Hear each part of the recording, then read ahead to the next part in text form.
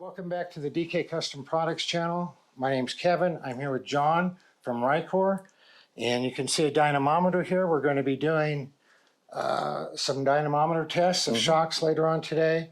We're going to be looking at a lot of different things today.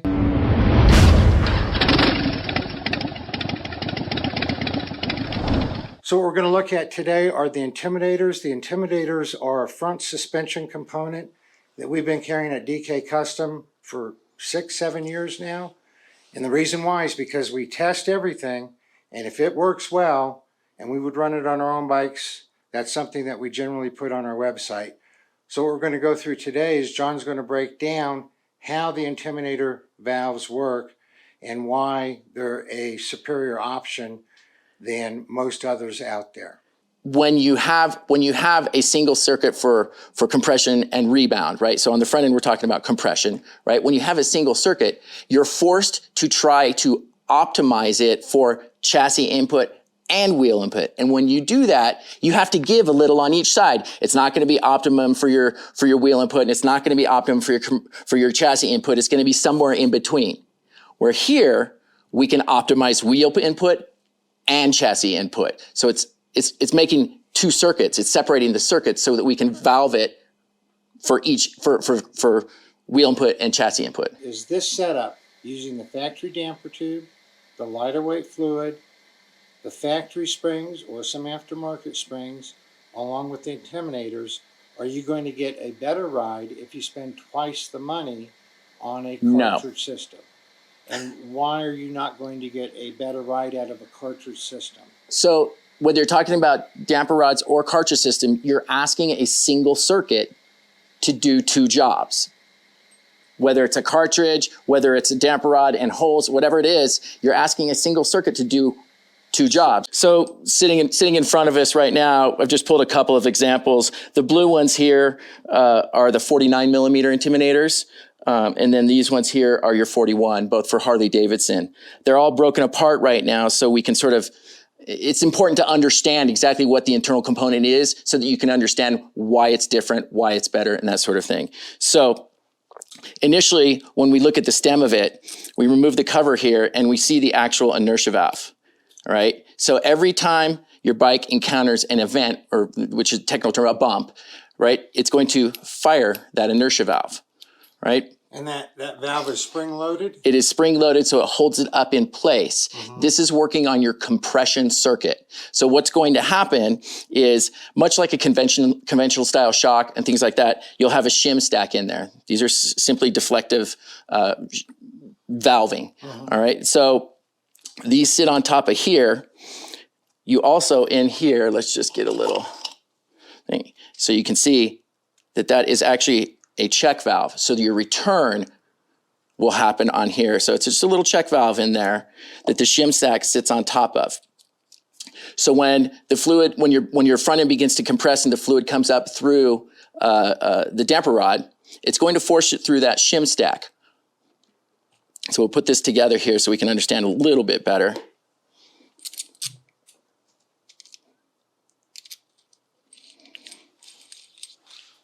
So that goes like that. So your complete Intimidator looks like this, and this will sit down on top of your damper rod, spring goes on top of it. So what happens was the fluid comes through here, through these ports right here, and acts upon those shims, this little shim stack, much like a conventional style shock. That's happening when you're on the brakes, right? Chassis input. So that's going to correct your brake dive, right? It's going to force it through that shim stack. But when you hit a bump, you hear that valve fire. It's going to open up the secondary circuit in there. So this is the stem that goes through here. You can see that there's a port through here and it exits here, right? So when this inertia valve fires down, those ports are exposed. That's your secondary circuit. So there it is right there. So it comes through this hole right here. Correct. This is on a hard bump where your forks are compressing. Right. The valve opens up and the fluid goes through this hole. So it goes very quickly. Allowing all the normal damping to take place. Right. Right. And then it returns and it closes so that if you're on your brakes heavy, you're G'ing out, or you're entering or exiting a corner where that bike is compressing down on those wheels, it's forcing it through that shim stack and controlling that compression, not just diving out. And I think a lot of people don't really understand what a shim stack is. Are these all the same weight or are they different? So it depends on which bike you're talking about. It will vary. But see, these flex. Yes. And when they flex, it lets the fluid through Right. the little gap. So we can even look at, like, here's a 6 thou one that is very bendy, right? And then these are 12 thousandths ones, which are much harder. So we vary our valving depending upon the bike.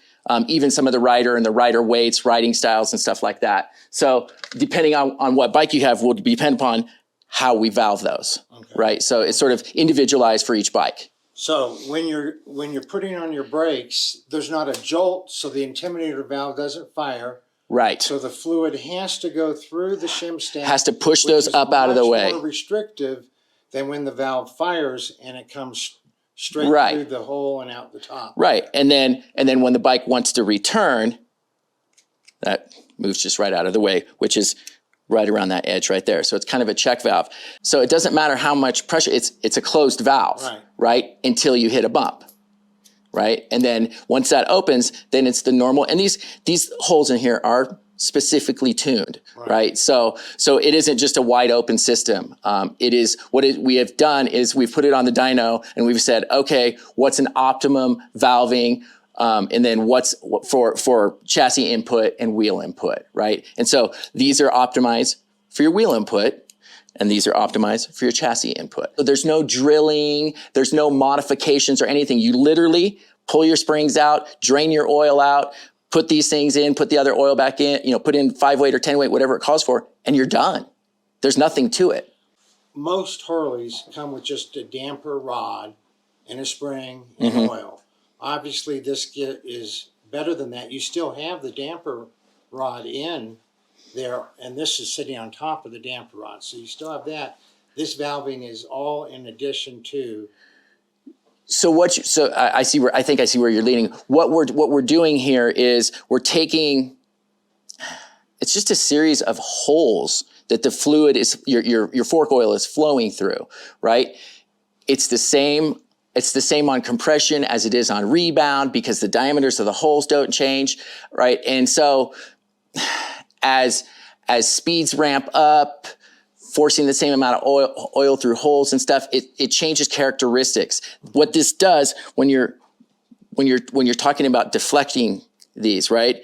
If it's a slow speed, they're going to bend gently, right? If you're at fast, they're going to bend up out of the way as they need. And so you're really taking a system that is not really designed for performance damping in any way, right? And now you're taking all of that, you're using a lighter weight oil just to flow through the existing system and not be effective and allow these. So by going to lighter weight oil, you're basically invalidating any damping that the damper rod might have. I don't want to say invalidating, but definitely significantly reducing. Yes. Neutralizing is a good word. Yes. Okay. Yeah. So then you're sort of almost like bypassing through the existing system and saying, I want this to do the work. Right. Okay. So you've talked a lot. You've mentioned it several times that there's chassis input and wheel input. What's the easiest, quickest way to explain what the difference is between the two? Okay. We'll use, this is just a partial shock here, but I'll use it just for demonstration purposes so we can understand. So typically your shock is sitting on your bike like this, right? So when you go over a bump, your shock is affixed to the chassis of the bike, right? So it's the shaft as you're going over a bump that will be pushing up into the can. So when there's a bump, not a dip, a bump. Right. It's going to push that wheel up, which is going to push the swing arm up, which is going to push the rod. It's going to push the rod into the can. That's wheel input. That's wheel input, right? When you, just for all intents and purposes, for the easiest possible, when you sit on the bike, that can pushes down on the shaft. That's chassis input. All right. So you experience chassis input maybe when you're going into a big dip. A lot of people call it G'ing out, or when you're entering a corner, maybe at speed, and you're compressing, that bike is compressing down onto the wheels. That is the can pushing down onto the shaft, right? And then when you're going down the road, even in a parking lot, for example, a speed bump is an ideal example of wheel input. You go over it, boom. Right? Goes right over it, boom, and that shaft pushes up into the can. So chassis input is the can pushing on the shaft. Wheel input is the shaft pushing up on the can. And why is that important? So let's go back to the front when you're putting on your brakes. A lot of people don't Sure. like brake dive. When you put on your front brakes, that's chassis input, right? So that would be equivalent to the can pushing down on the shaft. We're talking about damper rod forks, so it's a little bit different, but it is the bike that is pushing against down onto the wheel, right? When that's happening, that's not, this damper rod is sitting on top of the damper rod, which is ultimately affixed to your wheel, right? So the shaft will come down over it, but this isn't moving, right? So it's forcing that through the shim stack. And that's why you don't get the brake dive. Yes. So it's working against those shims that we put in there. So what's the benefit of having a different circuit for wheel input? So when you have a single circuit for compression and rebound, right? So on the front end, we're talking about compression, right? When you have a single circuit, you're forced to try to optimize it for chassis input and wheel input. And when you do that, you have to give a little on each side. It's not going to be optimum for your wheel input, and it's not going to be optimum for your chassis input. It's going to be somewhere in between. Where here, we can optimize wheel input and chassis input. So it's making two circuits. It's separating the circuits so that we can valve it for wheel input and chassis input. Why is it important to have different valving or different flow for a wheel input event versus a chassis input event? How should they be different to operate optimally? Well, so when you're let's take, for example, wheel input, right? You want to control that wheel input so that it has the best ride possible. Now, when you're talking about racing, you might want to be talking about firmer. When you're talking about cruising, you want something plush. You want to optimize that for the rider feel, right? Well, when you want to do it for chassis input, you want that resistance, because when that especially on two-wheel motorcycles, when that bike is compressing down, remember, because of the rake and trail, when that bike's compressing down, your wheelbase is actually changing, right? Because of the angle of the fork. So imagine if you're entering a corner and that bike's compressing down fast, that changing your wheelbase. It's changing your wheelbase and now. Rake. Yeah, all of that is changing, right? Also, you take into account that we have different diameter wheels in front and back, different width and stuff like that. So if you're entering a corner and that chassis compresses fast, it translates to a very inconsistent, unpredictable feel for many riders. Right? So if you control that and make that happen in a more controlled environment, that translates to rider confidence, that translates to control, especially when you're talking about emergency situations. You have to move fast. Something, knowing and understanding what that bike is going to do in a controlled environment is going to be much more enjoyable for the rider, safer for the rider, all of those things. Not to mention, when we're doing that, now we're improving braking, because it's consistent. We're improving, and acceleration, because all of those dynamics aren't changing at the rate that they normally would. When you hit a dip with your front wheel, you want that wheel to drop as fast as possible, to be as little resistance as possible. When you hit a bump, it's going to compress slowly. Yes, I think I see what you're leading to, and what we're talking about too is, when you're receiving, let's say, for example, you're hard on the brakes and that bike is receiving chassis input, right? It's going to control that and slow that down. Well, now you still have all of that travel, because your bike isn't compressed down and you're out of travel. Now you hit a bump and you're in trouble, right? Or you have, it starts compressing slow and you hit that bump and you have a couple more inches of usable travel for that bike to feel nice, to be controlled, to ride, to have all those characteristics that you're looking for, that sort of plushness and things like that. One of the things that's important, whether you're looking for, good handling and don't really care about, the plushness, or whether you're looking for a plush ride, you always want the tire to stay in contact with the ground.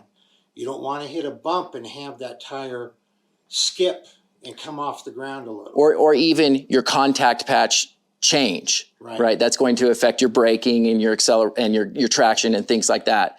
When we're talking about benefits or really how this sort of integrates into your bike, when you're riding, it's going to make the rider experience more stable, because that bike isn't constantly compressing on chassis input and things like that. So it's going to have that sort of consistent feel, that stable feel. And then when you encounter an event, or the wheel encounters an event, some sort of a bump or even a pothole, it's going to allow the suspension, when that inertia valve fires, it's going to allow the normal suspension, the damping, to take place, right? But in the meantime, when it returns, you're still going to have that stable, consistent feel on that ride.